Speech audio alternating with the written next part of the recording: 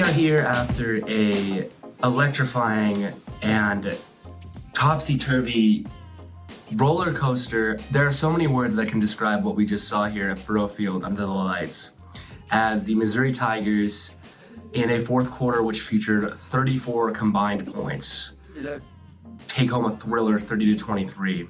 I'm here with, as per usual, here with Quentin and our own Nate Edwards. Made the trip down here to enjoy this game that a lot of people had circled in the schedule, and it's because of moments like this. The fan turnout tonight was obviously a point of emphasis. It was a phenomenal atmosphere. I'd argue the best of the season so far. And I just want to turn it to you, Q. Talk to me about the way the offense looked in the first half, and what do you think was the key to them adjusting in the second half? Because Drink talked about in the postgame pressers, talking about how they had him where they wanted him. But what did you evaluate from that? Yeah, I've said multiple times leading up to this game, both on the podcast we went on and at halftime tonight, that this was reminiscent of days not just past, but of ways past, like wartime Mizzou, Oklahoma football, when there was very little offense to be found, and that's exactly what it was. It was 9-3 at halftime. It's crazy to say the first thing that came to my mind was something Theo Weiss said after the game. He said he's convinced that there's some sort of magic lying within Faurot Field. And it's definitely been percolating over the past couple of seasons. They could be a hater, which is understandable and probably more sensible. But over these past couple of seasons, whenever it has looked like Mizzou has been down and out, especially these past couple of games, as in Auburn and tonight, where the offense looked down and out, they find a way. Whether it is Drew Pyne looking the best he has all season in that second half, and the defense making plays, like Zion Young did to seal a victory with a game-winning scoop and score. Per him, his first touchdown since ninth grade, when he was a fullback in high school. But these guys keep finding a way. I don't know how. The brotherhood is extremely strong, and these guys, they never give up. Eli Drinkwitz gave a pretty impassioned post-game press conference speech about how his team blocks out the noise. He definitely listens to it. But even if the noise is heard, it is not listened to. And if it is listened to, they turn that into motivation. And this motivation, since the beginning of 2020-23, has produced victories. Mizzou remains undefeated in one-score games, including tonight when it looked like they were going to lose a clunker. They end up winning a sudden thriller. I was going to be surprised if either team got to 20 points. Both teams did. And Mizzou even got to 30. So with that, Nate, I'm going to pivot to you here. Talk about the defense, and Drink said that the defensive front beat their asses today.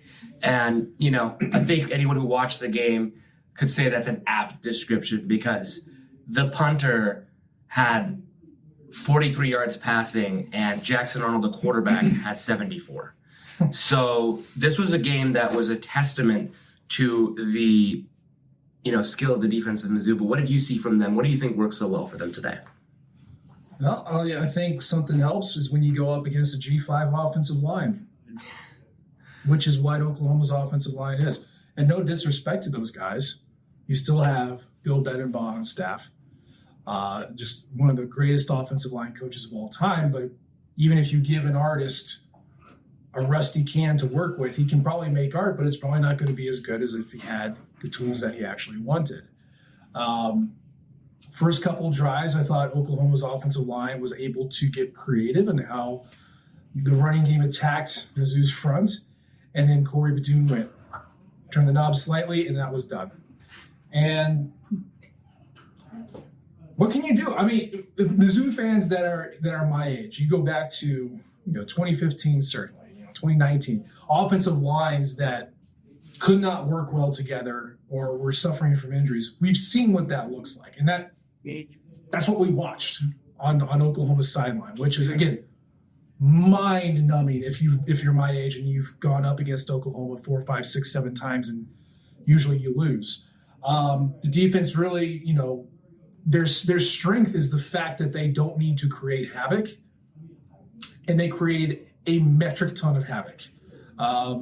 Just pressures, passes broken up, the fumbles. Oh my God, the fumbles. Jackson Arnold has it's 6 total fumbles. 6 fumbles forced. I mean, I don't know how spicy you guys get on this. Jackson Arnold had dicks for fingers and could not hold on to the ball. That's definitely the spiciest we've gotten on here. I think we're fine. He could not hold on to the ball. He had 2 runs that went for more than 8 yards that were undone because he just dropped the ball. And the one where he dropped the ball, I just don't even know. And credit to Mizzou's defense because they were in his face, but he also was just bad. To a level that you don't really expect from a 5-star quarterback on a blue blood team. So Drinkwitz is right. This defense kicked their ass. That's what he said in the press conference. That's what we're saying now. They also benefit of all of their receivers being injured, the offensive line being G5, and a quarterback who just loves to drop the ball. And again, we were in a dogfight until literally the last couple minutes of the fourth quarter. So we're lucky that this was the instance that we're in, that this was the situation. It made for an entertaining game. Defense wasn't the problem, though. It wasn't going to be the problem. It just benefited from a very generous offense tonight, which was needed. Yeah, Nate, I think to your point, I've talked a lot about Jackson Arnold this year, and I think what's made a lot of what's been so shocking about Oklahoma, specifically with Arnold, you look at what he was able to do last year. Even the bowl game against Arizona, he throws 3 picks, sure. But in that game, the BYU game, a couple of instances before that, he was making some really high-level throws and some high-level decisions. And I tagged him as a Heisman dark horse before the season. I felt pretty comfortable saying that.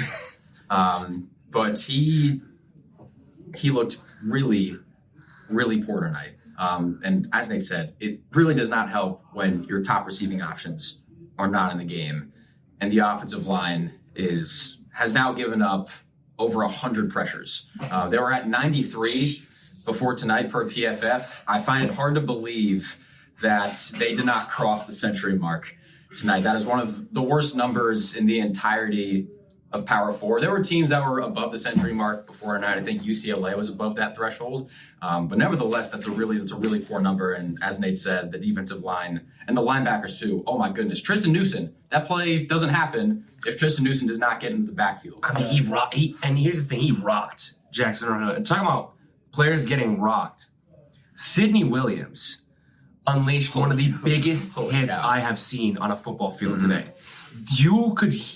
Everybody in that press box was just like, oh my God. I don't usually cuss, but I felt that shit. Oh my God. And one thing that I wanted to touch on really from this game, that you talk about OU's offense. I mean, this is an offense we're talking about. This is 130th out of 134 in EPA per play. This is an offense that doesn't do many things well. Mm-hmm. And to put that almost 100, probably 100 pressures now statistic, Missouri's offensive line has been criticized a lot this season, and they've allowed 52 pressures this season. So that just puts it into another stratosphere of how 38 sacks, so plus 3 is 41 sacks on the year. I feel for Jackson Arnold. I do.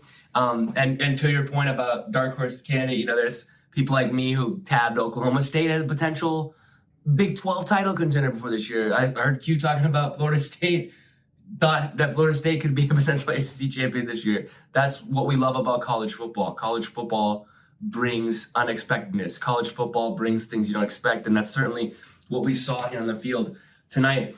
And, one thing I wanted to talk about that I feel like we haven't even gotten around to is the resilience of Drew Pyne and just the way he played and how he adjusted in the second half. One thing I noticed in particular was he was a lot more mobile. The second half, Theo Weiss even said he didn't even know that Drew had that in him. And Drew said, I'm not going to get you a 50-yard touchdown, but I'll get you a first down. And I think that, and he did it twice, and he made sure to let the crowd know about it. So, Q, talk to me about the way he responded, the mobility he showed, and the kind of throws he made today. I mean, it's tough to be at the kind of rock bottom he was at after Alabama. Yeah. He walked into the post-game press conference and he looked understandably disheveled. Yeah. That's what happens when you throw 3 interceptions in a big-time game, in a big-time atmosphere. But he said at that presser, he looked me straight in the eyes and said, I have 2 options as a man. I can either curl up in a ball or I can put my head down and grind my ass off to be better. And that is exactly what happened tonight. Yeah. The mental fortitude of this team is pretty unbelievable. Not just with Pyne, but everybody in general. And yeah, Drew Pyne's not flashy. As he said, he's not going to pick up a 50-yard game, but he sure as hell can get you a first down. And as he did it, as Nate said, multiple times tonight when they needed a first down. I mean, I know he put his head down and grinded. He also went 6 for 11 for 23 yards in the first half. I think that's important to acknowledge that the first half was pretty gross. They did not have them right where they want them. He, outside of the 19-yard completion to Theo Weiss, which was a good throw, and it was a good play, he was 5 of 10 for 4 yards. And most of those passes, a large chunk of those passes were at or behind the line of scrimmage. I think there's only like 2 that went over 10 yards. And Drinkwitz went into the post-game conference and said, hey, first half we were trying to establish the run so we could set up the deep shots for the second half, which, yeah, okay, like that's, I'm going to take him at his word. I don't believe him. I don't believe that was the case, but if that's what you were actually doing, then okay, that's fine. But the deep passes did work because he finished 14 and 27 for 143 yards and 3 touchdowns. I mean, this is the first time Mizzou threw for 3 touchdowns since when? September 30th, 2023. There you go. Yeah, Wow. been a long time. Wow. Been a long time. I didn't even know that. And that was Brady Cook. Yep. This is Drew Pyne. Yeah. So I mean, this is an excellent Oklahoma defense. We all knew that going in. When I on before the box score on Wednesday, I said that this is, you either went strength on strength and ran into a brick wall, or went week on week and hoped that the receivers break open. And they did mostly strength on strength for the first half and did a little week on week in the second. And when did the touchdowns come? Fourth quarter. So I guess the dam broke, which I cannot believe this defense broke like that. The Oklahoma defense? Yes. The quarterback draw up the middle was such an uncharacteristic play for me. Because, yeah, a lot of people could talk about how great of a play that was by Drew Pyne, right up the middle, getting that first down. But I have never quite seen there's not been a hole that has opened up like that in Oklahoma's defense in a running play like that all season. You're talking about, this is a defense that is in the 97th percentile of rush EPA per play allowed. This is a defense that is one of the best in the country at the third down success rate allowed. And Drew Pyne was, as Coach said, 11 for 19 on third down today. I mean, he said, I can get you a first down, and that's what he did in the fourth quarter. Yeah. Mizzou was not above 50th percentile in any stat on offense today, except for third down success rate. And in a game like this, that's what wins you football games. Converting on third down in a tight game like this, it will always be the difference. Oklahoma was 5 or 15. Wow. On third down. Wow. Yeah, I mean, that's kind of a microcosm of what Mizzou has been, especially this year. They have not been great at a lot of things, but when it has mattered most, aka third downs, when you need a conversion to stay alive, they have been one of the best teams in the country at doing so. Their late down success rate is phenomenal. Mm-hmm. And it stayed phenomenal today. And to rewind just a little bit, I wasn't scoffing at the existence of magic with this team. It's just so weird to hear. Okay. That's a very good point. I think I know what you're getting. You are not of drinking age yet. You have been a Texas kid for most of this time. If you grew up as a Mizzou fan, you do not get these sorts of games breaking your way. You got the game stopped when Jamal Roberts fumbled and they scooped and scored. That was going to be the end of the game for the past 40 years. Yeah. And instead, Eli Drinkwitz and his pixie magic and whatever the hell they do, grind, score, Theo Weiss does Theo Weiss things, and then they get a scoop and score. And they did not flinch. I'm sitting in the corner of the press box going, that's game. Good run, guys. Because that's just what happens at Mizzou, especially. And that north. We talked about this. The false start on the extra point. Oh my Adeen God. looks at me and he goes, well, I certainly hope. I'm like, I'm already ahead of you, buddy. I've got this scar. It's right here. It hurts real bad. I said, I hope that doesn't affect the game. And wouldn't you know it, he misses the extra point because it goes backwards, and then it affects the game. So I'm sitting there saying, game over. And then Drew Pyne goes down and gets a touchdown, and then the scoop and score happens. That does not happen at Mizzou, and it just happened. Yeah, can I make that's a great point. I'm glad that you're here to balance out the two of us who, as you are not very old. I will make a very quick point about a long story. I did not grow up with Mizzou. I was raised in suburban Maryland as a Miami Hurricane. I wasn't even in, well, not today, but the entire season, yes. Thank you. Not only was I not raised a Mizzou person, but I wasn't even in the area where I could absorb Mizzou lore and feelings by osmosis like I did for Maryland and Georgetown, for example. So when I got here, I needed people like Nate to explain to me To bring him down. why everybody feels the way they feel about certain things, especially games like these. And I'm glad that for my sake, I've been doing every Friday Mizzou opponent histories. And I've watched these documentaries. Thank you. I've watched these documentaries. I've read these books. I've scoured over Bill C's articles and Nate's articles and all of this archival stuff to understand where Nate is coming from. And now that he has explained it, this wasn't the first time, obviously, but now that I've read all that and seen all of that, I get it. And I get why Nate feels that way. And I understand why this crowd was dead silent after Billy Bowman Jr.'s scoop and score, especially the people opposite of the student section that had seen this movie play out so many times before. But not these Tigers. No.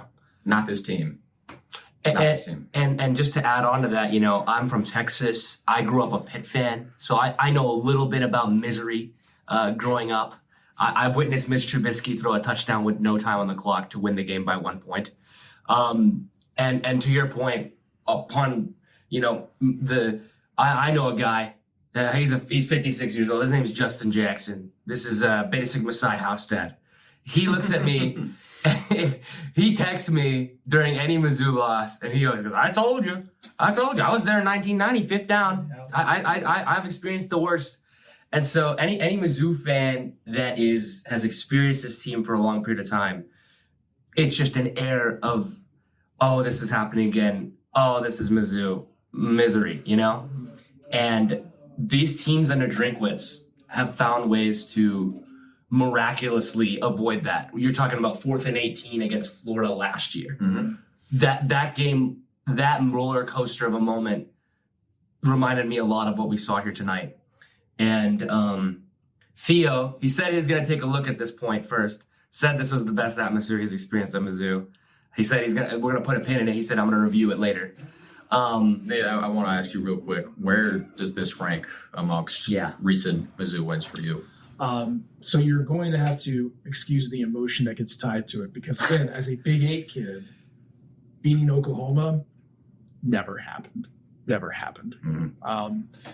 Or it happened rarely. So this is up there. I mean, it's certainly not like the epicness of 2010 when you had a full day that got built into it, and it's not something like a Florida that does save the season at the end of the day. It's very similar to K-State, frankly, if I had to put it that way. Mm-hmm. The amount of pent-up jubilation that I had for beating a old Big 12, Big 8 bully last year on just an improbable field goal kick, and then beating basically the hegemon of my childhood, again, on an improbable series of events in the fourth quarter. This is up there, man. And considering how the team played in the first half and the things that they had to deal with, the North Zone curse that was going to be discussed, and then just how they won, it's up there. It's up there. And certainly in the past, 2-3 years, this is one of my favorites. So everyone's going to have their own flavor, but that's where I'd put it. Well, we've done a lot of discussion. And I hope you guys can take away from this that tonight was a special night here at Furrow Field.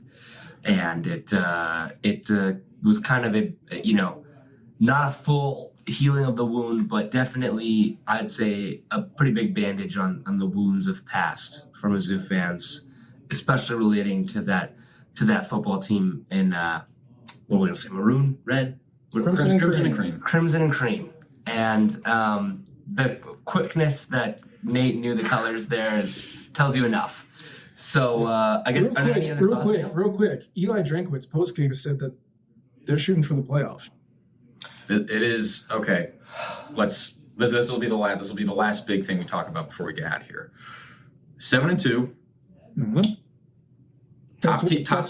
Best win is Vandy. Probably Vanderbilt, who just got dominated today by South Carolina, who Mizzou is playing next week. Yep. So by the end of the season, if Mizzou does finish 10-2, if they are making a playoff case, which at that point they would as a 10-2 SEC team, their best win would probably be South Carolina, who currently has 3 losses. But if you want to find any sort of silver lining, right? they have 4.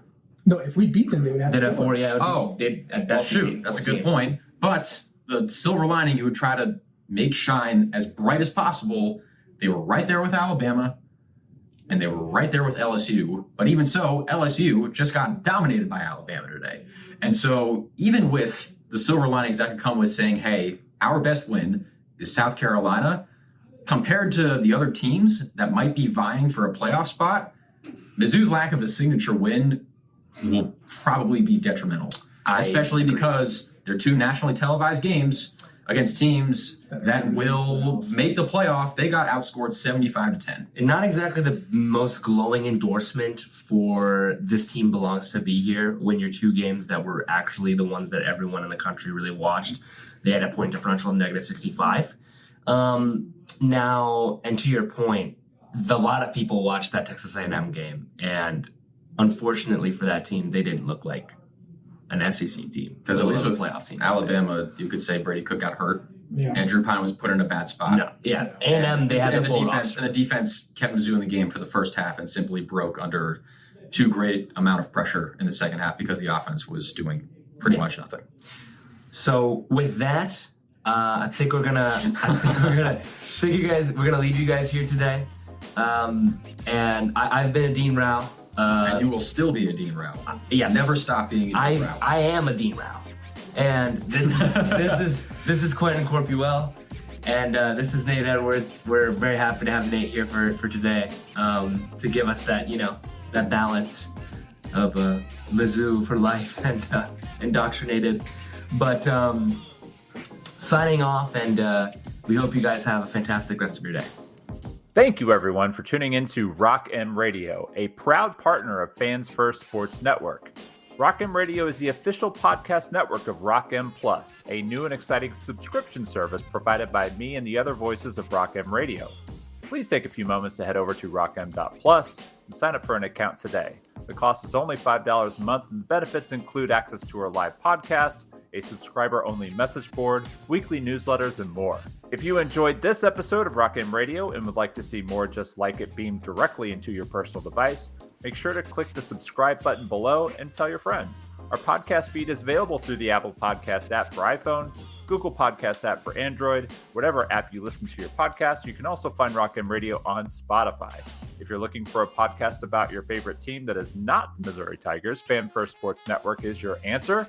A full podcast network loaded with the team-specific podcasts covering Major League Baseball, the NFL, NHL, NBA, MLS, and more.